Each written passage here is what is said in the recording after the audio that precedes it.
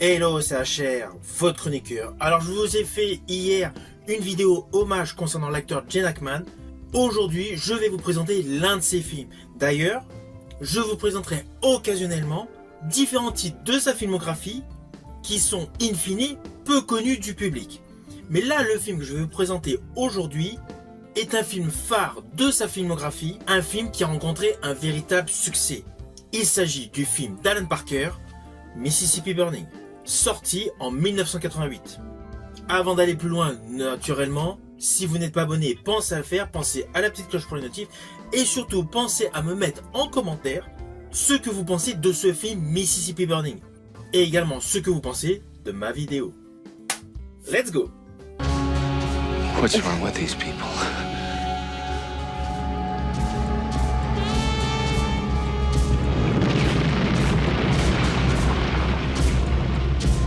Alors ce film Mississippi Burning, réalisé par Alan Parker en 1988, qui a une durée de plus de 2 heures, est un film poignant. Et surtout, ce qui est effarant, c'est qu'il s'agit d'une histoire réelle. Tout ce que vous allez voir dans ce film appartient au registre de la réalité. Et malheureusement, il y a énormément de choses dramatiques dans ce film, qui est l'histoire suivante.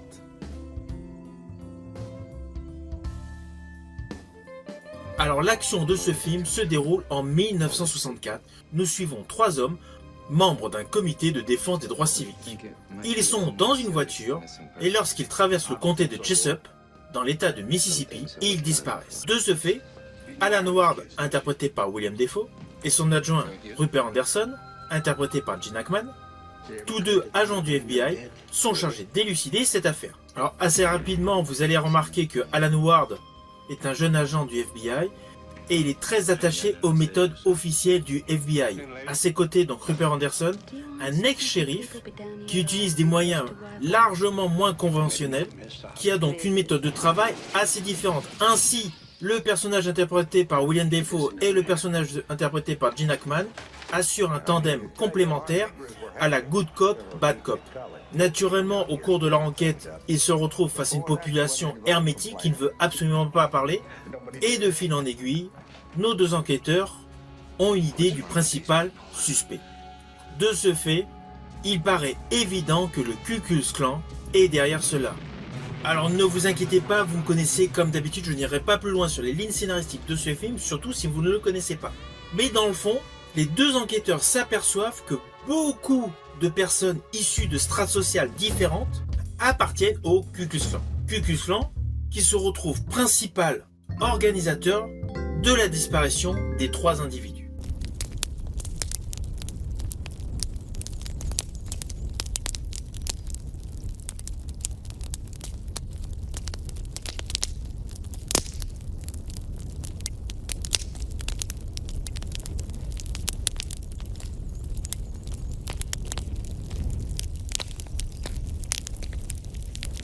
Alors, Alan Parker, le réalisateur de ce film, est un réalisateur britannique.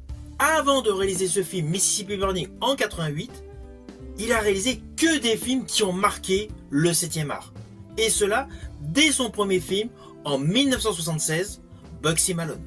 Suivi de Midnight Express en 1978, de Fame en 1980, L'usure du temps en 1982, Pink Floyd, The Wall toujours en 82, Birdie en 1984, en 87, un film que j'affectionne particulièrement avec Robert De Niro et Mickey Rourke, Angel Heart.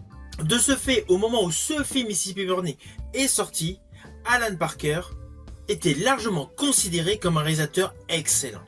À cela s'ajoute une distribution impeccable portée par Gene Hackman et William Dafoe.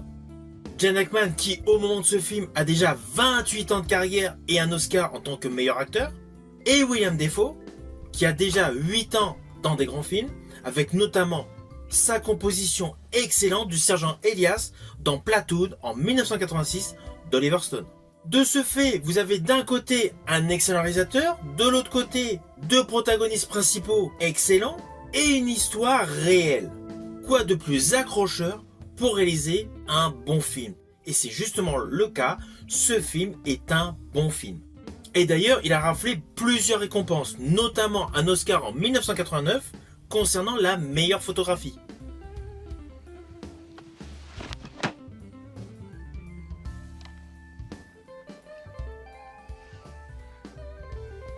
Alors l'Oscar concernant la photographie est totalement légitime. Des fois, lorsqu'il y a une nomination pour un prix, on peut rester perplexe.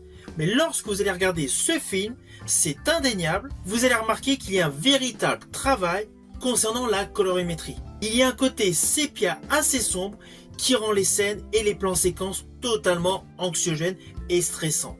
À cela s'ajoute une bande originale de Trevor Jones qui est en totale adéquation avec tout ce que vous allez découvrir, un rythme narratif pas trop lent, pas trop rapide, extrêmement bien calibré, et des chouettes décors qui vous donnent l'impression de vivre l'instant présent.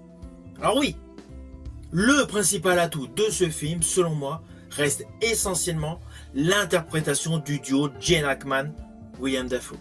Ce sont deux acteurs de talent et dans ce film, leur méthode totalement antagoniste colle parfaitement dans une enquête où il y a de nombreux faux semblants. Et surtout, la peur des représailles. I'm looking for some information. I ain't got nothing to say to you, sir. C'est un film qui met essentiellement en exergue l'idéologie dangereuse du KKK au cœur d'un film totalement puissant, totalement poignant. What's wrong with these people?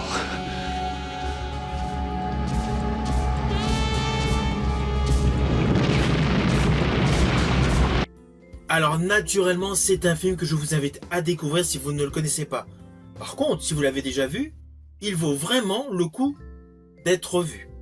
Il est actuellement disponible en vidéo à la demande, notamment sur YouTube. Par ailleurs, vous pouvez également l'obtenir par le biais de supports physiques via DVD ou Blu-ray. Alors perso, je préfère les supports physiques via DVD ou Blu-ray. Car malheureusement, ce qui est tout à fait légitime pour les plateformes de streaming, ils changent leur catalogue. De ce fait, un bon film peut facilement disparaître. Du coup, si vous avez une envie de le revoir, cela devient impossible.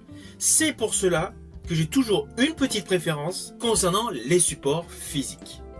D'ailleurs, j'avais fait une vidéo concernant ma collection. Mais bon, c'est une autre histoire.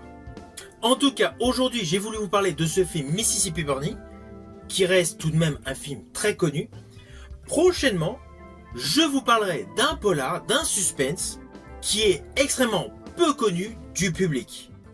Dans ce film, il fait équipe avec une actrice. Mais bon, cela fera l'objet d'une autre vidéo la semaine prochaine. En ce qui concerne cette vidéo sur Mississippi Burning, n'hésitez surtout pas à mettre vos commentaires. Je vous dis à bientôt pour une prochaine vidéo.